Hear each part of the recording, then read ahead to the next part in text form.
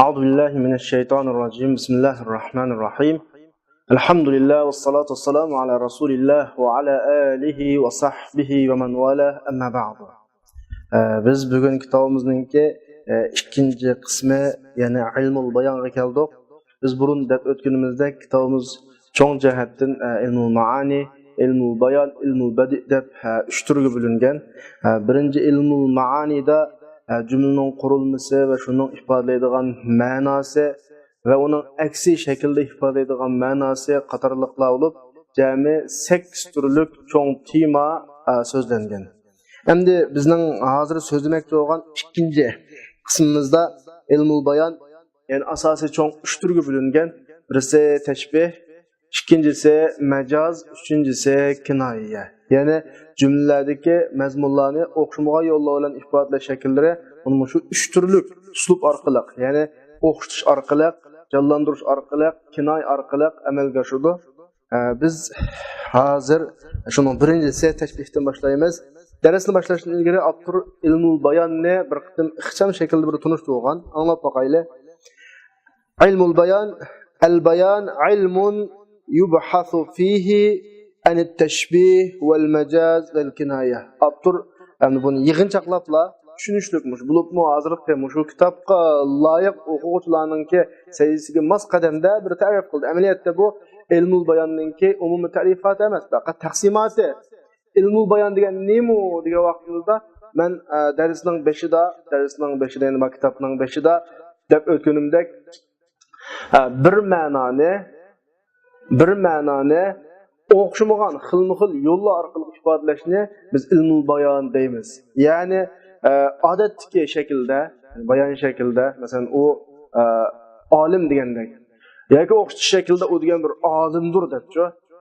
Yoki bo'lmasa majaz ishlatgan shaklda, ya'ni men bir olim bilan billa deb yoki kinoya shaklda undan chilaklab olsangmi qanday qilmay tugamaydi degandek bir xil kinoya, majaz, tashbih uslublarini qo'llanish orqali bir ifodalamoqchi bo'lgan maqsadingni o'xshamagan ko'p shakldagi iborat qurilma uslublar bilan ifodalasang, mana buni biz ilmul bayan deymiz degan. Ammo Abdurma o'rinda ilmul bayan degan tashbih haqida, majaz haqida, kinoya haqida bahs qiladigan fan. Deplam gapni ixcham, ya'ni o'quvchilarga tushunchunki hozir ham biz tashbihning babiga o'tmagan bo'lgandan keyin, majazning tafsilotiga kirishmagan bo'lgandan keyin, kinoya to'g'riq so'zlamagan bo'lgandan keyin o'quvchilarimiz tashbih degan nima, majaz degan kinoya o'qimaydi-da. Bu ahvollarni yig'inchoqlab tushuntirishni ham sal tez to'xtagan bo'lgancha, bu yangi o'quvchilarga nisbatan Abdur intayin qulaylik shaklda tashbih, majaz, kinoya haqida bahs qiladigan, mush haqida so'zlaydigan fanni ilmul bayan debla nayt ixcham shaklda bir ta'rifot qilgan bo'ldi. O'quvchilarimiz hozir mush ta'rifot bilan bo'ldi qilg'ay. Men bayatni daftarimizni kallimizda to'xtatib olsak bo'ldi. Qolgan mazmunlar kitobning oxirgi qismida so'zlanadi. Bu kitobdan eshib qolgan mazmunlar, cho'nqur mazmunlar bundan keyingi kengri cho'ng kitoblar qoldiriladi. Hozirgi o'quvchilarimizning navbatdagi saviyasiga mush xil ta'rifot va mush xil fandagi tushuntirishlar yetarli. Andaganda Abdurning yuqoridagi ilmul bayonni qilgan ta'rifotidan bizning ilmul bayonda so'zlaydiganimiz 3 temaga to'xtadi. Birinchisi tashbih, ikkinchisi majaz, uchinchisi kinoya. Anda tashbihdan kelayli. At-tashbih ilhaqu amrin bi amrin fi wasfin bi adatin li gharad. Odatda biz ma'lum bir maqsadni ifodalash uchun, eng oxiridagi li gharad degani shu, ma'lum maqsadni ifodalash uchun bir ishning sepiga qo'shuvimiz, ikkisini bir ishdek muomala qilamiz, qo'shuvimiz. Ma'lum sifat degani o'rtaq bir nuqta bor ikkisida. Biz ifodalamoqchi bo'lgan shu o'rtaq nuqta shu. Uni arab tilida shunga belgilangan ma'lum vosita bilan qo'llanamiz. Masalan, bu aniqroq degan vaqtida, zohir tildan tushunadigan vaqtimizda, biz uyg'urcha ifodalagan vaqtimizda bir ishni qanday qilish o'qitish. Masalan, biz Muhammadning qahramon botirligini ifodalamoqchi. Mushuni ifodalashda, mushu jonliq ifodalash uchun boshqalarga bir xil aniq, yorqin tuyg'usini berish uchun biz buni bevosita Muhammad qahramon, Muhammad botir desak, balkim tushuniladi, lekin bizning haliqi qarshi tarafga ko'rsatmoqchi bo'lgan ta'sirimiz, ifodalamoqchi bo'lgan tarafimiz ifodalanmasligi mumkin. Shunga biz bu yerda Muhammadni insonlarning kallasida yoki kishilarning kallasida muqarrarlashib ketgan bir boturlikninki, qahramonlikning simvoli bor hayvonlarning ichidan. Shu simvolga o'xshatib turib, shu simvolni bir qatorda qo'yib turib, ifodaymizda Muhammad degan bir yo'lvos u. Muhammad degan bir yo'lvos deymizda. Yo'lvos insonlarning kallasida simvollikning belgisi. Demak, Muhammadni yo'lvosning qatorida qo'shib o'tdik. Yani o'xshatib o'tdik degan gap. Ma'lum bir sifatlar degani bir o'rtaqlik bor ikkisini biz ifodamoqchi bo'lgan. Ya'ni boturlik, qahramonlik. Ma'lum bir vasf bilanki Muhammadun kal asad deb arab tilida tashbihni ifodalash uchun tayinlangan kaf harfi yoki kanna harfi va shunga o'xshagan boshqa vasflar orqali o'xshatamiz. Mana buning o'zini biz tashbih deymiz. Bu bir misol. Undan boshqa misollar intayin ko'p. Masalan, kishilarning qalbida qo'rqinchoqlikning simvoli bor hayvonlarning. Dunyoga jahondagi ma'lum boshqa bir narsalarning ichidan biz birovning qattiq qo'rqinchoqligini ifodalamoqchi bo'lsak, o'zimizning tasavvur, o'zimizning tili bo'yicha desak, falani to'xuyrak nega deymiz. To'xuyrak. Gap aniq gap emas, haqiqat gap emas. Amaliyot adam degani adamning yuragi bo'ladi. Lekin to'xuyrak deganimiz tashbihda uning yuragi to'xuning yuragidek bor ekan. Qo'rqinchoq ekan degandek masalada buni o'zimo nima tashbih bo'ladi. Unda olganda yuqorqi tashbihning ta'rifotidan sizlar bir necha nuqtalarni bu yerda qana qilib olasizlar, aniq qilib olasizlar. Birisi kishilarning kallasida aydın bir ishdan birisi bor. U o'simi boturlik masalasida kishilarning kallasida yo'lvos aydın, qo'rqinchoq masalasida to'g'ri yurak aydın. Biz shuni tutquluq qilib turib, biz uqtamoqchi bo'lgan, bildamoqchi bo'lgan ma'lum bir taraf bor. Shu ne? Ya'ni Muhammad yoki pulani. Shuni ash kishilarning kallasida aydın bo'lgan nuqtaga qo'shib o'tdimiz. Bu yerda o'xshatib o'tdimiz yoki o'xshatuvchi ma'vo. O'xshatiling'uchi, shuning o'xshatiling'uchi makinidagi ma'vo. Ya'ni biz mayadagi Muhammadni, mayadagi yo'lvosga o'xshatamiz. Ma'vo o'xshatiluvchi mushabbah. Ma'vo shuning o'xshatiluvchi mushabbahun bi. Ondan keyin buni o'xshatishda ishlatgan vosita Zaydun yoki Muhammadun kal asad deb kaf. Buni biz odat tashbih deymiz. Ondan keyin ikkisining o'xshatmoqchi bo'lgan bir taraf bor. O'zimi qaysi o'tirdiki o'rtaq sifat. Ya'ni boturlik, shijoat. Ma'ni biz vajhu shabah, o'xshatishning yo'li deymiz. Endi mushu o'xshatishdan asosiy maqsad nima desa, biz boshqalarga Muhammadni ifodalab berish, ya'ni g'arad mushabbahdan. Tashbihning inchi nuqtasi mushabbahun bi haqqi aydın masala. Mushabbah aydın bo'lmagan masala. Biz shu aydın bo'lmagan masalani aydın olgan meseleni seliştirip durup, şunu bağlap durup kişilerge aydınlaştırış maksat. Asasi maksat müşebbehni ifadeleş. Mesela bir narsaning oppoqligini ifodalash uchun oqken desek, belki haqni qalasa aydınlaşması mümkün. Aqosi shunchalik bo'la, yoki kitobning variqchak bo'la. Biz uni qattiq oqligini ifodalamoqchida, kishilarning qallasida qattiq oq degandek bir narsani o'nab ketgan bir narsani ekilish orqali, shuning o'xshash orqali ma'ni aydınlaştıramiz. Masalan, kishilarning qallasida oqlikda o'nab ketgan narsa qor. O qordek oq desak, shu oqlikda voyayotgan oq. Demak, mushabbahun bi haqning qallasida muayyanlashib ketgan bir uqum. Biz shu muayyanlashib ketgan uqumdan foydalanib, mushabbahni haq ifodalaymiz. Buni ma'vo bizning ifodalamoqchi bo'lgan g'arizimiz ma'vo. Ana bu yerda qaytadan desak, biz ifodalamoqchi bo'lgan birinchi taraf mushabbah. Kishilarning qalbisi aydın bo'lgan, biz shu o'xshatilmoqchi bo'lgan, unga qarata o'xshatmoqchi bo'lgan ikkinchi taraf mushabbahun bi. O'tirdagi o'rtaq sifat vajhu shabah. Haliqa qo'llangan vosita kaf, ya'ni nima odat tashbih. Bizning adda qilmoqchi bo'lgan eng oxirgi maqsadimiz nima deb ataladi? G'aradut tashbih deb ataladi. G'aradut tashbih. Bir odam mendan yomon gap anglab, shoyi qattiq o'zgarib ketdi. Men keyin boshqalarga buni tasvirlab bermoqchi. Ularga haqiqatan tasvirlasammi, uning chiroyining shu qadar o'zgarib ketganligini ifodalab bo'lmaslig'i mumkin. Shuning bilan kishilarning qallasida eng chiroyli yoki eng sat bir narsaga o'xshash qilib, u odamningki shu vaqtdagi chiroy ifodalayman. Xo'shqaro anglagan vaqtda bu gapni anglab, uning chiroyi oydek yurib ketdi. Bir xil ajoyib tasvirda bu gapni anglab, uning chiroyi masalan maymunda ko'p ketadigan do'q yoki eng sat narsalardan birini akilib, qana qilibizda o'qishtimiz. Birovlarni tasvirlashda. Masalan, bir odamning mayli dot fikini ko'rimsiz ekanligini tasvirlash uchun uning chiroyi eshakning kallasi teklanbatdi uning kallasi degandek tasvirlash, tashbih qilish orqali biz ifodalamoqchi bo'lgan narsani eng yorqin tariqada xalqning zehniga o'rnatadigan gapda mana buning o'zi tashbih bo'ladi. Abturdodada vel emrul evvel yani birinci iş yani biz ifodalamoqchi bo'lgan ish yusammat mushabbaha yani mushabbah deb ataladi. İkincisi mushabbahun bih deb ataladi. O'tirdigu sifat halaqa o'rtaq nuqta vajshabah deb ataladi. Halaqa vasita kaf va kaf o'xshash narsalar odat tashbih deb ataladi. Masalan buning misolini al-ilmu kan-nur fil hidayah desa, ilm degan bir chiroqqa o'xshaydi odamni yetaklab mangishda. Kechqurunlari qorong'u yo'lda agar chiroq bo'lmaganida biz balkim teyilib ketishimiz mumkin, o'raklarga tushib ketishimiz mumkin, zaxmlanib qolishimiz mumkin. Ammo chiroq yonsa biz yo'limizni to'g'ri ko'rib manganga o'xshash ilimsiz odam hayotda davomli temturib ishkilinib o'zining yo'lini topolmay ba'zi ezib, ba'zi tezib mangadigan gap. Ama ilim bo'lsa, xuddi o odamning oldidagi qorong'udagi bir chiroqqa o'xshashlab o odamni normal yetaklab mangadi. Mushu nuqtada deb bu bir tashbih. Andog'anda mushu misolning o'zida ilm degani mushabbah, nur mushabbahun bi.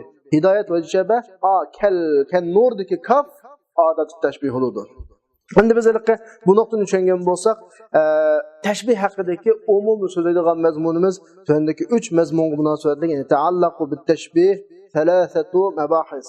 Tashbihga 3 turlik mazmun, 3 turlik bahsi munosabatli bo'ladi. Bunun birincisi biz tashbihning arkoni haqida. Biz bayatni so'zlagan mushabbah, mushabbahun bi, vajaba, odat tashbih qatorliq taraflarda bahsi bormiz. İkincisi bunun qismlari, ya'ni tashbih ikki tarafidanki birlik yoki jumla murakkab shaklda yoki ikkilasining murakkab birlik shaklda degandek mushtarak bilan vajshabahninki tilga ilinmaslik, odat tashbihninki tilga ilinmaslik mush nuqtalardan bir qancha turga bo'linadi. Uchinchisi val g'arad minhu asosliq jumlada ifodalaydigan mazmuni qatorliq mush 3 haqida qana qilamiz so'zlaymiz. Avval kelayli ya'ni birinci bahsida biz arkanu tashbih to'g'riliq so'zlaymiz. Yani fi arkanit tashbih yani tashbihninki asosiy bo'ligi, asosiy ruknlari. Tashbihning asosiy qismi 4 bo'lib, 4 narsa shakllansa lekin tashbih bo'ladi. Birisi mushabbah, bayatni tushundim buni. Yana birisi mushabbahun bi, bu ikkisi tashbihning ikki tarafi deb ataladi. Yana birisi vajshabah va odat. Andog'asa har birining turlaridan biz misoldan ko'rib boqaylik. İki tarafında mushabbah bilan mushabbahun bi ya hissi bo'ladi. Ammo shakaga vaqt o'quvchilarimizga bir nuqtani tushunib qo'yish to'g'ri keladi. Ma arabchadagi hissi degan gap uyg'urchadagi hissiga o'xshamaydi. Arabchadagi hissi deganimiz mono 5 xil a'zo bilan bayqalgan, 5 xil a'zo bilan tunilgan, o'qilgan uqumni hissi uqum deymiz. Masalan, ko'z bilan ko'rilgan, quloq bilan anglangan, qo'l bilan tutilgan, til bilan tetilgan, burun bilan turalgan. Mush 5 turlik narsalarni hissi deymiz. Demakchi o'g'ini tashbihninki ikki tarafi, mushabbah mushabbahun bih tarafi, mushu 5 turlik narsaning birisiga tava ya nimaga tava? Masmu'atliga tava. Yoki mar'iyatliga tava, yoki malmusatliga tava, yoki mazuqatliga tava, yoki mashumatliga tava. Bunun aksi Arab tilida. Hissinin aksi aqli, ya'ni ko'gilolmaydigan, tutulolmaydigan, purg'ulolmaydigan, ang'ilolmaydigan, ammo kallimizda o'ylab bayqaydigan narsalar. Ma'ni biz aqli deymiz. Menda hissi deganimiz shu hamda. Hissi deganimiz shu. Masalan, al-waraqu kal-hariri fin-nu'uma desa, ma'ni yupurliqqa, yumshoqlikda, ipakka o'xshashgan desa, mushu misolning o'zida al-waraq mushabbah, al-harir mushabbahun bi, fin-numuma va shabah kal-harir kaf odat tashbih. Ana buning mushabbah qismi al-waraq, yupurmoq, buni tutuldi, ko'zlan ko'gildi. Masalan, al-harir bumi ipak rahuludu buma. Ikkilisi tutib baqib his qiladigan narsalar. Ya'ni bu nimaga tava? Malmusatliga tava. Malmusatliga tava. Ikkilisi nima bo'ldi? Hissi bo'ldi. Endi Abdur maktabda mush nuqtada intayni qisqa gap bilan o'tib ketgan. Abdur hamda azroq izohatida va boshqa kitoblarda qurilma kelib qolsa, masalan, mushabbahun bi mufrad bo'lmay murakkab bo'lgan vaqtida umumiy holati bir fantaziya, xiyali bir narsa bo'lsa-mu, lekin juz'iy qismi hissi bo'lib qolsa, hissiga tavaqqa ahvollar bor. Kalanglasak shu bo'lib qolsin, ammo inshaalloh keyingi ma'nodan cho'ng kitoblarni o'qiyotgan vaqtimizda mushu ahvollar tafsiliy kiradi. Ammo mushu gap kalangli bo'lib qoldi. Masalan, boshqa kitoblarda ka'anna muhmarra shaqiqi idza tasawa aw tasa'at a'lam yaqutun mushrna ala rimahim min zabarjadda bir tashbih akiliklik. Bu tashbihdagi shaqiq degan gulninki qizil g'unchisi pastlab yuqorilgan vaqtida yeşil yaqut neyzning ustiga chigilgan marvoid neyzning ustiga chigilgan yaqut bayroqqa o'xshaydi deydi. Gulninki yeşil g'ulining ustidagi qizil yupurmoqni, qizil g'unchisini marvoid yeşil neyziga bog'langan qizil bayroqqa o'xshamaydi u. Faqat yeşillikning ustidagi qizillikdan tasvirlangan bir holatni yeşillikning ustidagi qizillikdan tasvirlangan bir holatga o'xshatmoqchi.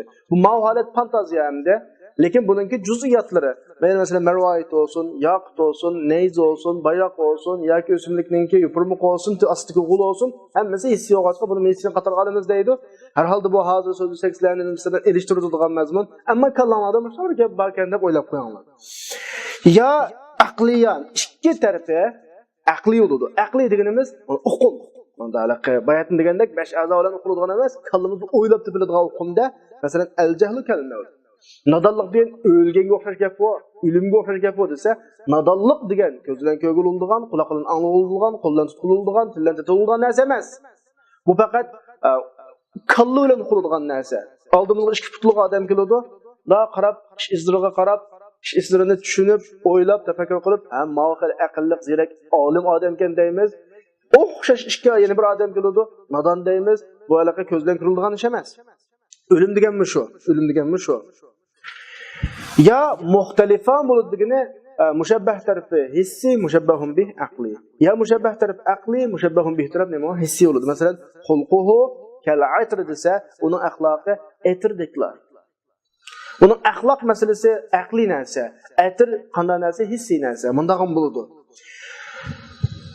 Hamda vajjabah degan nima desa, bayat azroq tushundik, yana Abdur keldi o'tida. Vajjabah deganimiz ikki tarafning shuningda o'rtaqlikka maqsad qilinadigan xos bir sifat. Masalan, ilm bilan nurning o'rtaqlik tarafi nima? Hidoyat. Axloq bilan atirninki o'xshashlik tarafi odamni xursand qilish. Masalan, boshqa misollardan shu. Muhammad bilan yo'lbosning o'rtaqlik tarafi nima? Baturlik masalan. Uni odat tashbih degan nima desa, odat tashbih deganimiz mushobahatning ma'nosini ifodalaydigan, dalolat qiladigan so'z. Masalan, kap o'xshash degan ma'ni ifodalaydi, kanna o'xshash degan ma'ni ifodalaydi va mushliq o'xshash misli, masalan, yushabihu, ba'zi pillava, azunno deganda kelib qiluvchi. Masalan, o'xshatganlikni men uni palondek ko'rdim, to'pundek o'ylab qopdim degandek bir xil tashbih ifodalaydigan boshqa so'zlar bor ham. Tashabaha, shabaha degandekchi. Endi kap bilan ka'nining farqi, kapqa mushabbahun bi agish qildigini kapdan kin mushabbahun bi keladi, lekin ka'niga mushabbah agish qiladi. Undan boshqa ka'nna jazmnimi, tashbihnimi, ham shaknimi, gumon degan ma'noni ifodalaydi. Kap faqat tashbihni ifodalaydi. Masalan, ka'anna suraya rahatun tabshuru duja litanzura tala al-layl am qad ta'arrada. O'ka yulduz. Yana bir yulduzning ismi. Yani çolpa yıldız deb qo'yamiz. Çolpa yıldız xuddi bir olqanki nimani g'irishlayotgandek, qorong'ulikni g'irishlayotgandek. Nimishqa kecha uzrab ketdimi, kengayib ketdimi buni bilish uchun. Ham bu yerdagi bu she'r. Masala hozirgi demoqchi bo'lgan masalamiz ka'anna surayadagi suraya mushabbah. Rahatun mushabbahun bih. Amma ilgir keltirgan misollarimizda Muhammad kelasatda Muhammad mushabbah, kaptinkin kelgani mushabbahun bih. İfodalamoqchi bo'lgani kaptinkin mushabbahun bih keladi, kanidanki mushabbah keladi. Unda keyin bir o'xshamaslikni bayatman deb o'tganda kanna xabri jami to'g'an vaqtida, ya'ni turlanmaydigan qatqan ism bo'lgan vaqtida tashbih ifodalaydi. Ammo xabr mushtaq bo'lib qolsa, shakli ifodalaydi. Masalan, annaka fahim desa, tushundingizmi deyman degan ma'noda. Xuddi siz tushungandek emas. Annaka asad desa, sen xuddi arslondek degan gapda. Ammo annaka fahim desa, tushundingizmi deyman, shakli ifodalaydi. Am ba'zida men bayatın dedim, kap bilan ka'nidan boshqa pillarni tashbih ifodalaydi dedim emasmi? Shu abturmada aytadi, vaqat yuzkar ba'zida shunaq bir pil tilg'ilnidiki, tashbihdan xabar beradi degani tashbihning ma'nosini ifodalaydi. Masalan, İza ra'aytahum hasibtahum lu'lu'an mansura. Ularni ko'rsang, ularning chechilgan bir marvoyit tek ko'rib qolsa, qarang. Marvoyit tek o'ylab qolsa deydi. Bu degan gap desa, ular marvoyit o'xshaydi degan gap. Manda fil orqaliqmi tashbih ifodalanadi. Ondan keyin masalan Qur'on va Qur'ondan boshqa arab adabiyotiga tava ba'zi jumlalarni ko'rsak, o'xshitdi, lekin kap yo'q, yoki kanni yo'q. Bunda ahvollar bor. Odat tashbih qanday qilinadigan, tashlanadigan, vajjabih tashlanadigan. Bunu biz nima deymiz desa, va iza huzifat adatu tashbih va wajhuhu. Tashbihdagi tashbih odati tashlansa va vajshabah tashlansa, bunda tashbihni balog'atlik tashbih. Nimishqa? Bu tashbihda ma'nida tashbih bo'lgan bilan labizda xuddi shu narsani uzdayotgandek. Zaydun kallasad desa, Zayd yo'lbosga o'xshash desa normal gap. Tashbih, normal tashbih. Ammo uni qopni ishlatmay Zaydun asadun deyotsa, xuddi Zaydni yo'lbosning o'zi degandek texmi cho'nqur ma'no ifodalaydi. Ma'no o'qidan buni balog'atlik tashbih deb manda atiladi. Masalan Qur'oni Karimdagi vaja'alna al-layla libasa. Oyatning asli mazmunida vaja'alna al-layla kal-libas. Kechini kiyimga o'xshash kishilarni yo'gaydigan, badanni yo'gaydigan, kishilarning avratlarini yo'gaydigan, yomon ishlarni yo'gaydigan, butun zaminni yo'gaydigan bir holat qildik demakchi. Ammo mushuni texmi mubolag'a bunda cho'nqur ifodalash uchun vaja'alna al-layla libasa. Kechini biz kiyim qildik deb o'xshash emas, kiyim shaklida ifoda. Buni biz tashbih baligh deymizda. Yani biz yuqorida tashbihning taqsimotini bildik, tashbihning arkonlarini bildik, tashbihning arkoni cho'ng jihatdan mushabbah, mushabbahun bih va shabah odat tashbih bo'ladi. Ham ikkinchi mabhasda biz tashbihning qismlariga kelaylik. Turlariga. Bu ma'noda cho'ng masala emas. Tashbih o'zining ikki taraf e'tibori bilan mushabbah va mushabbahun bih nuqtasidan to'rtga bo'linadi. Bilinadi mana. Birinchisi, bo'z qalam bo'lsa, kitobning uch tarafiga sizib olinglar. Tashbih mufrad bi mufrad. Ya'ni mufradni, taq so'zni yoki taq yakki bir narsani yakki bir narsaga o'xshatirish. Bu birinchisi. Mushabbahmi yakka, mushabbahun bihmi yakka. Bu. Ikkinchisi tashbih murakkab bi murakkab. Birikma holatni, hay'atni birikma hay'atga o'xshatirish. Bu birikma holat, birikma hay'at degan nima desa, bunda yuz beradigan bir xil shakl holatlar, harakatlik holatlardan Masalan deyli, to'xtmay piqrab usaynayotgan usulchilarni ko'rib birisi, "Yo, tugmanning tejidaklam cho'g'laydigina" desa, bu yerda bir narsani yakki narsaga o'xshatmoqlik. Balki ash piqirgan tap tuz holatlardan, ritmli holatlardan shakllangan bir xil holatni, tugmanning teshininki ritmli holatda oyilni shakllarga qanday o'xshatadi. Ma holatga o'xshatadi. Birisi nayt ochiq bilan odatga o'ziga o'xshamaylam qolgan bo'lsa, bugun ajab bangidaklar bir ish qildingizlar deydi qashlar masalan bizning o'rp so'zlarimizda. Bu nima desa aningdan yuz bergan bir muncha holatlardan shakllangan hay'at, biz o'xshatayotgan taraflarda yuz beradigan bir xil hay'at masalan. Buna hay'atni bir harakatlik, ma'lum bir jarayonlik holatni, ma'lum bir jarayonlik holatga o'xshatsak, buni biz murakkabni murakkab tashbih qilish deymiz. Ya'ni bi ayyakun masalan, bu ikkinchisi. Misolni keltirib ko'ramiz. Uchinchisi bat o'rib tashbih mufrad bi murakkab. Ya'ni mufradni yakka holatni birikma holatlarga o'xshatirish. Ya'ni bir xil harakatlik birikma holatlarga. Buningda mushabbah yakka holat bo'ladi, murakkab birikma holat bo'ladi. Bu uchinchisi. To'rtinchisi asli qarasanglar murakkabni mufradga o'xshatish. Unda o'ganda tashbih ikki taraf e'tibori bilan ikki tarafning yakka bo'lish yoki harakatni o'z ichiga olgan birikma holat bo'lish nuqtasidan tashbih mufrad bi mufrad, tashbih murakkab bi murakkab, tashbih murakkab bi mufrad, tashbih mufrad bi murakkab deb nechaga bo'lingan to'rtga bo'lingan. Unda boshqa qaranglar. Tashbih mufrad bi mufrad deganimiz masalan haza shay kasamaki fir raha. Kalmiska kasamak deb o'qitdimi? Kalmiska fir raha. Ma'nosi odamga rohat bag'ishlaydi, ish pog'ilab o'xshaydi desa, haza shay yakinasa, kalmisk yakinasa, mushabbahum yakka, mushabbahum bihim yakka. Biz ko'rsatgan misollarning hammasi asosan degudek yakka misollar. Muhammad yakka, Asad nimo yakka mufrad kitobi. Endi murakkabni murakkabga o'xshatgan nima desa, bi ayyakun. Bunda o'qitish shu orqali bo'ladiki, mushabbah va mushabbahatun bihti har biri bir qancha ishlardan hosil bo'lgan bir hay'at. Bu nurg'un harakatlarni, jarayonlarni o'z ichiga olgan bir xil holat va hay'at. Masalan, Basharninki ka'anna musaran naqi fawqa ru'usina wa asyafana laylun tahawa kawakibuhu. Jang holatini, jangdan qattiq qizg'an holatini tasvirlash uchun xuddi chang tuzangning ko'tarilgan o'rni, musaran naqi qattiq jang bo'lib o'tmaydi, chang tuzang ko'tarildi. Hech kimni ko'gilolmaydigan. Tuman. Fawqa ru'usina bizning beshimizning ustida. Va asyafana bizning qilishimiz. Endi shuni tasvirlab baqinglar o'zinglar. Qattiq jang qizib ketdilar. Tuman atrofni hech kimni ko'gilolmaydi. Qilishni ko'tirdi, soldi, ko'tirdi, soldi. Quyoshning nurida u qilishlar ko'tarilgan va sağgan, pastga tushagan qilishlardan yo'l Allohlar holatlar chiqadi. Bu holatni nimaga o'xshatdi desam, bunda bir jarayonlik holatni laylun tahawa kawakibuhu. Xuddi yulduzlar tushib ketayotgan kechiga, atrof qop-qorong'u, ammo osmondan paqroq narsalar sho'ng'ib qanaqa tushyotdi. Bunda tasvirlagan gapda mushabbah tarafmi bir xil jarayonni o'z ichiga olgan hay'at, holat. Mushabbahun bi tarafmi bir jarayoni va bir holat. Ma'ni biz murakkabni murakkabga o'xshatamiz. Ya'ni fa innahu ma sha'ir tumanning holatini, ya'ni bu tumanda qilishlar qanaqayotgan, muttariba so'qilayotgan o'zaro u yoqdan bu yoqqa. Mushtaq bir tumanning holatini kechining holatiga, hay'atiga o'xshatdiki, bu kechida yulduzlar o'xshamagan taraflarga qanaq tushyapti. Bu bir xil tasvirlasanglar, kalam tasvirlasang.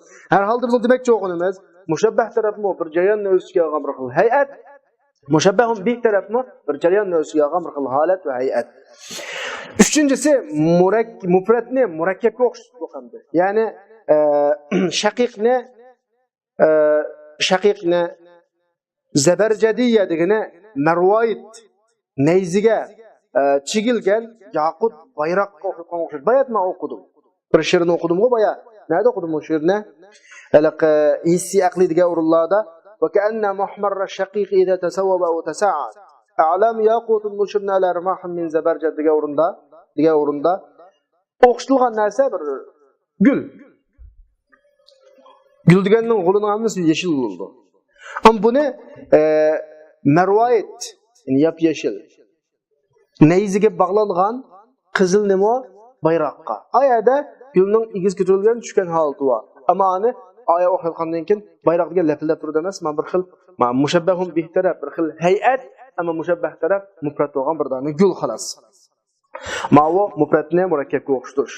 Endi murakkabni mufratga qanaqa qilish, tashbih qilish masalasi misoliga kelsak, tuandagi she'rda tasvirlanganlik ya sahibayya taqassaya nazraykuma. Hey, ikki hamroyim, sizlar obdan nazar tashlanglar. Taqassaya nazraykuma degan gap, nazaringlarni yiroqqa tashlanglar. Taraya wujuhal ardi kayfa tasawwara. Sizlar zaminning yuzining qanday shakllanganligini ko'rsizlar. Taraya naharan mushmisan qad shabahu zaharur ruba. Sizlar shundoq bir kunduzni ko'rsizlarki, mahayata diqqat qilinglar. Mushmisan kun chiqayotgan, kunlik quyoshlar demakchi, quyosh chiqayotgan. Bu kunduzga do'nglikning gulchaklari aralashgan. Ba gullar lapildigan bir xil holatni ko'rsizlar. Ka'annama huwa muqmiru. Shu gullarning ko'pligidan xuddi o kunduz oyliq kundek. Oyliq kechidek masalan. Mushabbahun bi taraf bir kechi bas. Ammo mushabbah taraf uningki bir kunduz quyosh chiqayotgan, do'nglikning gulchaklari shundoq o'sib, gulchaklarning soyasida o bir xil oydin kechiga o'xshashib qolgan bir xil hay'at. Ma mushabbah murakkab, mushabbahun bihi nimo mufrat holat. Ya'ni shoir do'nglikning gulchaklari aradishib ketgan quyoshli kunduzni oyliq kechiga o'xshatdi. Men bayatni tushundirganda qarab baqsanglar, mushabbah taraf nimo murakkab bo'ladi. Mushabbahun bihi taraf bir kecha bas. وينقسم باعتبار الطرفين ايضا الى الملفوف ومفروق. Yani tashbih bayatimizda ikki taraf e'tiborida nechaga bo'ldik? 4 ga bo'ldikmi? Endi yana ikki taraf e'tiborida yana boshqa nuqtadan ikkiga bo'linadi. Malfuf va maqruf. Malfuf degan juplashgan degan gap. Mafruq degan ayrilgan degan gap. Qanday juplashgan tashbih, qanday ayrilgan tashbih, sal turib tushuntirishlarida va misollarda qanaqa qilamiz ko'ramiz. Andoz birdan kelaydi. Fal malfuf degan nima desa, ikki mushabbah, ikkidan ko'p mushabbah keltirildi. Mushabbah. Mushabbahlarni qata-qata keltirib olamiz. Ondan keyin shu mushabbahning mushabbahun bihlarini qata-qata keltiramiz. Mushabbah. Uning keynidan mushabbahun bih. Birinchi mushabbahning birincisi, ikkinchisi, uchinchisi. Manda shaklda keltirsa, avval mushabbahlarni so'zlab o'tib, ondan keyin mushabbahun bihlarni qata keynidan so'zlasa, bu malfuf bo'ladi. Melfufning ta'rifatidan ta'tirga o'rib baqsanglar bo'ladi mafruq namda. O'zing tasavvur qilib baqsanglar. Melfuf degan hozir degandek mushabbah so'zni tutulib, orqasidan mushabbahun bih. Birinchisi mushabbahning, ikkinchi mushabbahning, uchinchi mushabbahning har birisining mushabbahun bihsi, ya'ni shu tartib bo'yicha birinchi, ikkinchi, uchinchi. Ma'vo melfuf bo'lsa, mafruq deganimiz nima desa, dal buning aksi. Mushabbahun bih. Tugide. Mushabbahun bih. Her mushabbahun bih ayrım qana qilingan, ayrılıb keltirilgan. Ma'ni biz mafruq deymiz. Misalni ko'rib baqayli. Masalan, melfufning misali ka'anna qulubat tayr radba wa yabisa lada wakriha al-unnab wal hashaful bali. Shoir o'zining burkutini yoki qushini qattiq maqtab bizning qush degan davomliq boshqa qushlarni o'lab qanaq turdi, yeb turdi degan ifodalash uchun xuddi qushlarning yuraklari mayli ho'l quruq holatda uni o'zining qashida deydi. Üzüm va chirib ketgan xurmo o'xshaydi deydi. Üzüm yep-yangi yurakka vakillik qiladi, o'xshatiladi. Yoki yep-yangi yurak üzümga o'xshatilganda hashaful bali degani baliqqa qurib ketgan xomini ko'rsa, bizning yurtlardagi quruq gulga o'xshash. Necha kun ilgari yeb tashlayotgan yuraklar aniga o'xshaydi. Lekin bugun yegan yuraklar ma'noga o'xshaydi deb, bu yerda mushabbahning ikkisi bor. Birisi yurakningki quruq holati, ho'l holati, yana birisi quruq holati. Bu mushabbah. Buning mushabbahun bisi ikki, birisi unnab, birisi nima? Hashaful bali. Ya'ni Abdurrahman aytadi, shoir yine höl yürekni qushlarning yuragidan hölni unnab o'xshatdi. Unnab degan qizil uzum, yoki chilan. Yabis al-atiq degani yurakning ko'nisini, qurib qolganini, radi degani qurib qolgan pichak xurmoga o'xshatdi masalan. Avval ikki mushabbah keltirildi, undan keyin ikki mushabbahun bih keltirildi. Mana shaklda keltirilgan tashbihi melfuf deymiz. Endi mafruq degan nima desa, ayyuta bi mushabbah bayatman tushundirgandek. Bir mushabbah, keyin la mushabbahun bih. Ondan keyin yana mushabbah, keyin la mushabbahun bih. Her mushabbahun bih ayrım shaklda turgunga ayrilib keltirilgan bo'lsa, buni biz mafruq deymiz. Masalan, an-nashru miskun vel wujuhu dananiru ve atraful akuffi anamu desa, purqi ipa. İpa o'xshash demakchi. Puraq mushabbah, misk mushabbahun bih. Vel wujuhu dananiru yüzler demakchi. Tilla o'xshaydi. Yüzler mushabbah, dananir mushabbahun bih. Bu atraful akuffi barmoqning uççilari bor. Tırnaq demakchi. Barmoqning uççilari anamun desa, anamun odatda üzümninki, qip-qizil üzümninki tüydagi sapiqini anamun deydi. Ba'zi üzümni deydi buni. Üzümga o'xshaydi deb qizil bo'yolada emasmi? Demek her mushabbahun bih. Mushabbahun bih. Ma'nosini mafruq bo'ladi. Agar mushabbahun bihsiz ko'p bo'lsa, masalan, mushabbah bir 2-3 mushabbah bor. Uchulisini qo'shib bir mushabbahun bih qo'shiladi. Unda o'ganda mushabbahun bih ko'p, mushabbah az bo'lib qolsa, summiya mana tashbih tasfiya deb ataladi. Masalan, tuandagi she'rda sudhul habibi va hali kilahuma kallayali sudhul habib mahbubamning chashlari va mening ahvolim. İkkinisi mushabbah. İkkinisi kallayali kechiga o'xshaydi desa, mahbubamning chashlari muqaqqara, mening ahvolim muqaqqara. Mushabbah 2, mushabbahun bih 1. Ma'ni biz tashbih tasfiya deymiz. Agar mushabbahun bih ko'p bo'lib, mushabbahsizligini mushabbah bir bo'lib qolsa, tashbih jam' deb ataladi. Masalan, ka'annama yabsimu an lu'lu'un munazzadun aw baradun aw aqahi desa, o'zing mahbubini maqtab, mahbub xuddi nimada kuladi marvoya. Yabsim an lu'lu'un deganda tashbih mishadi ko'rinadi. Kal lu'lu degan gap. Kulsa tishlari ko'rinadi, xuddi marvoya taklam ko'rinadi. Munazzad degan tizilgan marvoya. Yoki mo'ldirdaklam kuladi. Yoki aqah degani qahvangul deb qo'yamiz. Qahvangul bir xil gulning ismi. Buni binafshi gulmi deb qo'ydi ekan. Mushu gulga o'xshaydi. Bu gulning atrofi qizil, o'tirisi oq chechaklaydi ekan-ku. Mahbubiningki kalpuki qizil, kishini oqliqini tasvirlash uchun binafshi gulga o'xshatadi. Demak, bu o'rinda o'xshatgan mushabbah o'zining mafhumi nimaninki mahbubiningki eg'izi bas. Eg'izi. Mushabbahun bih ya marvoyatga o'xshaydi ya möldürüge okşaydı, ya komuz nimege binafşiga. Onda oganda müşebbehun bihi 3, müşebbeh 1. Bunu biz teşbih cem'i dep ataymiz. Mawo teşbihninki iki taraf itibarlar ikinci qatam bilinişi. Birinci qatam 4 bilendi, ikinci qatam 2 bilendi. İsimiz tuvalaydı. Ondan keyin yana teşbih vecih şebeh itibarlar, vecih şebeh temsil ve gayri temsiller 2 bölünüdü. Temsil ve gayri temsil.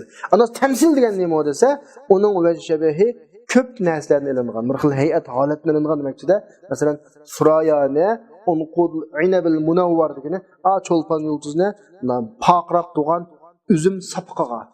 Adatdalıqı ço'lpon yulduz jimtimaydiga o'xshaydi, paqrab. Taldaki ço'lpon nurluq qarshi tarafdan kunning nuri tushib atgan nurluq üzümning sapqami bir xil da shamalda ig'anglab bir xil nurda bir xil ço'lpon yulduz paqirgandek bir xil holat. Bu hammasi mutaaddatdan ilingan ko'p bir xil hay'atlardan ilingan bo'lgan vajh shabahni, bu vajh shabahni biz temsil deymiz. Halqa bir she'r o'qidik-ku. Qatla hafiz subhi suraya liman ra'a ka'unqudumullah hayatin hayna nawwara. Ya'ni tong vaqtida deganda cho'lpa yulduz qargan odamga shunday bir oshkor bo'ladi-ki, nurlangan vaqtki munoqining sapqiga o'xshaydi debchi. Halqa kunning quyoshning nuri tushib, da metrovatgan munoqining sapqida kulayotgan bir xil hay'at cho'lpa yulduzning hay'atiga o'xshaydi. Bu yerdagi vajh shabah shu bir xil hay'at endi. Vajh shabah nim bo'ldi? Mutaaddatni elinde mandaq vajh shabahni biz, mandaq tashbihni biz nima deymiz? Tashbih temsil deymiz. Gayri temsil deganimiz aniq emasini bir xil holat. Masalan, yulduz tanga o'xshaydi desa, hech qanday bir ish yo'q yani, faqat jumlaqliq. Muhammad yo'ldoshga o'xshaydi desa, shu botirliq, xolos bu gayri temsil bo'ladi.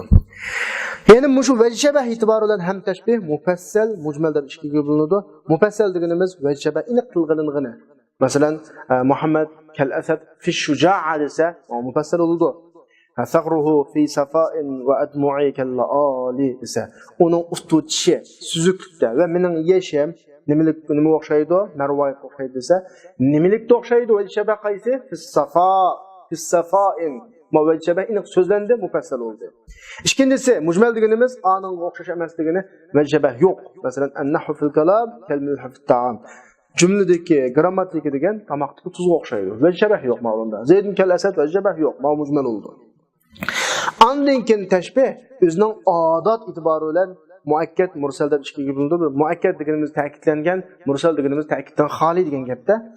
Muakkad deganimiz uning odat tashbih hasb qilingan bo'ldi. Masalan, huwa bahrun fil jud desa, u degan saxiylikda bir dengizga o'xshaydi desa, asli huwa kal bahr, kap yo'q. Ona ma'noda deymiz muakkad. Chunki kapning bo'lmaganligi biz bayatın tashbih bilig'ilda bir gapni qildik emasmiz. Odat tashbih bo'lmasa va vajh shabah bo'lmasa, qanchiki tashbih yushulsa, tashbih unutilsa, bu jumlani anglagan ko'rganlarga nisbatan bir tashbih yo'qdek ta'sir bersa, jumlaning kuchi shuncha oshadi. Shunga buni muakkad deymiz. Mursal deganimiz aning o'xshash emasligini ta'kidlik emas, ta'kiddan xoli. Huwa kal bahri karaman desa, saxiylik jihatda degan o'xshaydi desa, tashbih aniqda bu yerda ta'kid yo'q. Yani birisi mushabbahun bi mushabbahga izofat qilingan tashbihdimi muakkadning qatoridan bo'ladi. Masalan, var-rihu tab'athu bil-ghusuni wa qad jara zahabul asqili ala lujaynil ma'i desa, shamol shohlar bilan o'ynashyapti. Bizga misol yo'q. Halbuki kechqurunninki oltini suning kumuchining ustiga qana qilgan mangan desa, zahabul asil muzaf ilay. Kechqurunning oltini. Asli bu oltindek kechqurun demak, shafaqni tasvirlamoqchi. Al-asqil mushabbah. Az-zahab mushabbahun bi. Lekin mushabbahun bi mushabbah izobat qilinib kechqurunning oltini deb atildi. Ala lujaynul margani suning kumuchining ustiga degani, kumushdek paqrab turgan suning ustiga demakchi. Bu yerda bu mushabbahun bi mushabbahga izofat qilindi. Asli alal ma kal lujayn asli. Ma'mu ham nimaning qatoridan, ta'kidlik tashbihning qatoridan deb hisoblaydi avtor. Shuning bilan tashbihninki aqsamlarimi ham qanday qildi, oxirlashdi. Endi 3-mabhasga keldik. Tashbihninki maqsadi jumlada ko'rsatmoqchi bo'lgan, bildirmoqchi bo'lgan ifodasi. Buni men bayatın darsning oldida ozroq tushuntirib o'tdim. Til tuyg'usi sog'lom odam bir narsa ifodalamoqchi bo'lsa, shu o'zining asosiy maqsadi bir narsani tushuntirishga amalsiz qolgan vaqtda yoki jonliqroq tushuntirish ehtiyoji tug'ilgan vaqtda, undan keyin normal so'z uslubidan chiqib tashbih uslubiga o'tadi. Agar qarshi taraf mening gapimni anglab ishonadigan yoki men unchalik bak ta'sirlanmoqchi odam bo'lib qolsa, normal gap qilaman. O'tgan bak yamanka o, tamam tugadi. Degan bir yo'lboshqa o'xshash nima ekan o? Mayada yamankan degan gap bilan yo'lboshqa o'xshashgan degan gapning ikkisining birdigan ta'siri o'xshamaydi. Agar men anda ifodalamoqchi bo'lsam, normal ifodalayman. Manda ifodalamoqchi bo'lsam tashbih qo'llanaman. Demak, xulosalasak asosiy g'araz mushabbahni ifodalash. Tashbihning asosiy g'araz mushabbahni jonlantirish. Favqulodda tashbih, unda ta'tur tashbih bo'lib qolsa. Ta'tur tashbih degani mushabbah bo'lib qolgan, mushabbah bo'lib qolgan bo'lsa, u vaqtida g'araz yana burunqi mushabbahga bordoki, burunqi mushabbah ma ta'tur tashbihda mushabbah qilib bo'ladi. Masalan, kelaylar tashbihdan g'araz mushabbahning mumkinligini bayon qilish. Ana mumkinligini bayon qilish, to'yanda uchraydigan, ya holni bayon qilish, holning miqdorini bayon qilish, misol tariqasi deyilgan gaplar. Amaliyotda shu mushabbahni qanday ifodalamoqchi bo'lsak, biz shuningga tashbih topa olsak, shu bo'yicha ifodalasak, bu bizning o'sha tashbihdan bo'lgan g'arazimizdir. Masalan, Abdulkarim degan misol mushabbahning mumkinligini bayon qilish dedi. Men bir mumkin emas deb qaraydigan ishdan birini haqqa mumkinligini ifodalamoqchi bo'lsam, ashunga o'xshaydigan xarakterga berishga o'xshab turib, masalan deyman, men degan bunda bir davlatning raisi bo'lma desa, voy menga sen davlatning raisi bo'lamsa desa, qarab Fukun reismi dehqonning bolasi edi. Fukuni davlatning prezidentimi faloni dehqonning bolasi edi. O'qimagan odam o'sha mavzu rais bo'ldi-ku deb qonunga o'xshab turib gap qilamiz-ku ba'zi. Shunga o'xshagan bir masala. Fa in tafuq al-anama wa anta minhum fa inna al-miska ba'd dam al-ghazali. Agar sen kishilardan ustun bo'lib ketsang, yuqori bo'lib ketsangmi, halbuki sen ularning ichidansan. Bir odamningki bak yug'unab, martabasini yug'unab xalqni uzran tang ko'mayotganligini tanqid qilib, sen ashta bu bir ma'no yoki ikkinchi ma'no, sen kishilardan bizning jamiyatimizda yashagan bo'lsangmi, hammadan yug'uni olaysan. Masalan, fa innal miska ba'dam al-ghazali. Ishpa deganmi, kiyikning qilining bas, kiyikning chiqadi qo'y ishpa. Bu tirishsang bo'ladi sen. O'ylab ustunga o'ylaysan deb uning mumkinligini ifodalash masala. Chunki lamma da'a annal mamdu mubayin li aslihi. Bu yerda bir da'vo bo'ldi. Ya'ni mamdu shu she'rdagi personaj, mamdu maqtalayotgan personaj asliga zid. U yo'g'onab hammaga o'xshamay qoldi. Ya'ni shunda bir xususiyatlar bilan zidga uni yolg'iz bir haqiqat shaxs qilib qo'yganda, yolg'iz bir ish qilib qo'yganda, bunda bo'lganda uning da'vosining mumkinligiga asli chekning qinogan ifoq o'qish orqali nima bo'lib tashlab bo'lsa, bo'ladi mumkin u. Aramizdan chiqib kattadan bo'lsa bo'laveradi. Mumkin emas o. Kiyikning qanday ifoda qiladi masalan deb o'xshatib munojaat keltiradigan gapda. Bu bir misol. Yoki mushabbahning ahvolini bayon qilish. Masalan deyli, bir odamni maqtab kelib o'zdiradigan anda munda deb xalqlar bo'lgan farqini uqtirish uchun ka'annaka shamsun, xuddi sen quyosh. Val muluku kawakib, boshqa podshoh degan yulduz. Iza tala'at, quyosh chiqib qolsa, lam yabdu minhunna kawkab. Boshqa yulduzlardan hech qanday bir yulduz ko'rinmaydi.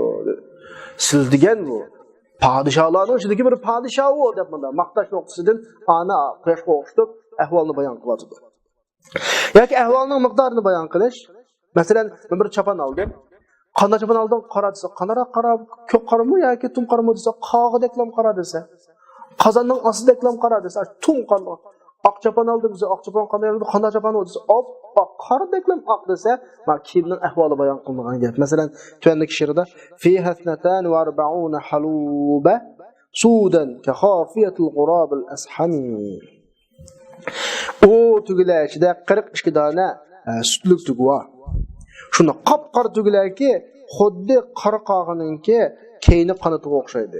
Qarqog'i degan bizning zimindagi qog'onamiz qarog'on bilan boshqa yerda ola qog'ilavachi, ola qog'ining keyni qanatini tasvirlab turib, o'sha qog'ining qanatiga o'xshaydi. Albatta bizning odatda ba'unda tasvirlar qog'ideklam qara deb qo'yamiz-ku. Ya'ni qora tugini qog'ining qoraligiga o'xshatdi. Nimishqa qoraliqning miqdorini bayon qilish uchun. Yoki ahvolni muqarrarlashtirish. Masalan, hozirgi ahvolni o'ngshug'lanmaydi deydiganligini ifodalash uchun innal quluba idza tanafara va duha. Qalblarning do'stligi yiroqlashib ketsa, u aynak o'xshatganki, uning suniqi tingilmaydi, asliga kelinmaydi. deb hozirgi bu o'ngshash mumkin emas ma ishni degandek bir xil holatni tasvirlash uchun mana keladigan gap. Demak, bu yerda qalblarning bir-biridan yiroqlashib ketganini aynakning suvi o'xshatdi. Nimishqa ularning aslidagi do'stlik holatiga qaytishning qiyinligini isbotlash uchun, mumkin emas deganini isbotlash uchun. Odatda nurg'un hikmatli so'zlar turida taqilib u yerda taqilib hikmatli so'zlarning ko'pinchisi ashta bir tashbih uslubini qo'llanib qanoat qoldirdi. Masalan, dalillarni bir narsaga o'xshatib turibchi. Ya mushabbahni zina alash. Masalan, chiroyli narsalarga o'xshatib, masalan, bir odam seriq odamni chiroyli ifodalash uchun buni oltinga o'xshatamiz. Birisi qop-qora. Buni chiroyli tasvirlash uchun kiyikning kuzga o'xshatamiz. Masalan, ammo shu qora odamning o'zini biz satlashtirib qabul etmoqchi bo'lsak, qozonning ostiga o'xshatsak, qog'onning qarasiga o'xshatsak, bu tashbih degan shunday narsa. Masalan, savdo wadihatul jabini kamuqlatiz zabyil ghariri. O shunday bir umma qarmalikiga, savdo degani qarmalika degan. Jonda qop-qora. Peshonasi mangzi uchuq. Kiyikning kuzga o'xshatganki ummoq deydi ular. G'arir degani ummoq, oq degan ma'noda kiyikning ummoq borasini ko'rsatdi. Dunyoda kiyikning kuzi qora emish, qorini tasvirlarni kiyikning kuzga o'xshatib chiroyliqlashtiryapti endi. Ya'ni qizvolninki qoraliqini kiyikning kuzining qoraligiga o'xshatadi, nimishqa go'zallashtirish uchun. Ya mushabbahni qanaqa qilish, qabihlashtirish, saqlashtirish masalan. Masalan, bir odam so'z degan holatni hajviy qilmoqchi bo'lib, so'zlab qolgan holatni iza ashara muhaddisan faka'annahu. U so'zlab qo'llarini pulanishda buni harakatlantirsa, xuddi u kulayotgan maymunga o'xshaydi yoki o'zini qilayotgan mo'mayga o'xshaydi deb buni bir tasvirlash orqali aniqladi. Bu demak, yuqoridagi misollarning hammasidan shuni bilib oldikki, tashbihdagi asosiy muddao mushabbah. Avvalan oxiran mushabbah. Endi ba'zida tashbih tashbih bo'lib qoladi. Ya'ni mushabbahun bih bo'ladi, mushabbahun bih mushabbah bo'ladi. Manda vaqtida aslidagi maqsad söylüp durduğu g'araz o vaqtida mushabbahun bih bo'ladi. Chunki ma mushabbahun bih aslida mushabbahdir. Shu Abdulmushunda aytadi, ba'zida g'araz mushabbahun bihga qaytadi. Tashbihning ikki tarafi akslansa, olkisa degani ta'tir ko'rilsa. Masalan, shoir shirda xalifani qattiq maqtab yoki ushurib bir narsa qilmoqchi edi. Tasvirlayotdi. Wa bada as-sabahu ka'anna ghurrata wajhul khalifati hina yumtadahu. Tang atdi. Xuddi o tangning yuruqi maqtalgan vaqtki xalifaning chiroyiga o'xshaydi. Shoirning asli maqsadi xalifaning chiroyini hajviy qilmoqchi. Maqtanchoq demakchi, maqsashi paqrab ketadi demakchi. Ammo gapni ta'tirga o'rib kunning yuruqini xalifaning yuziga o'xshatadi. Chunki biz bir gapni dedik, mushabbahun bih kishilarning nazarida muayyanlashib qolgan aniqroq ish. Mushabbah aniq emas, mushabbahni ifodalamoqchi. Amaliyotda yuruqlik masalasida kunduz aniq. Yurib ketishda xalifaning yuzi aniq emas. Uni tasvirlamoqchi boshqalarga. Ammo shoir shuni da'vo qilmoqchiki, xalifaning chiroyining yurib ketgan holati u kunduzni bir yerda qolib qoladi. Unda vaqtda xalifaning yuzini kunduzga emas, kunduzni xalifaning yuziga o'xshatish kerak degandek bir xil da'vo nuqtasidan tashbihni ta'ta qilgan. Mushabbahun bih bo'lgan, mushabbahun bih mushabbah. Manda vaqtda shoirning g'arizi maqsadi mushabbahun bih ko'p to'xtagan xalifaning yuzi maqtalgan vaqtdagi yuzi o'zgarish ahvoli chiroyining yurib ketadiganligi bayon qilinmoqchi mashirda. Manda vaqtda mushabbahun bih boradi. Mohiyatda bu yana mushabbah, asli mushabbah. Manda eng oxirgi tashbihni biz tashbih maqlub deb qo'yamiz. Shuning bilan tashbihning 3 mabhas, arkanut tashbih, aqsamut tashbih, al-gharad minat tashbih oxirlashdi va tashbih haqida bu mushishlik to'xtalamiz. Endi savoqdoshlar, agar tashbih haqida texmi cho'nqur ma'lumot lozim bo'lib qolsa, ma'lumot olishmoqchi bo'lsak, inshaalloh kelar qatimliq ma'nodan cho'ngroq balog'at darsimiz huzuringlarda bo'ladi inshaalloh. Va axiru da'vana alhamdulillahi robbil alamin.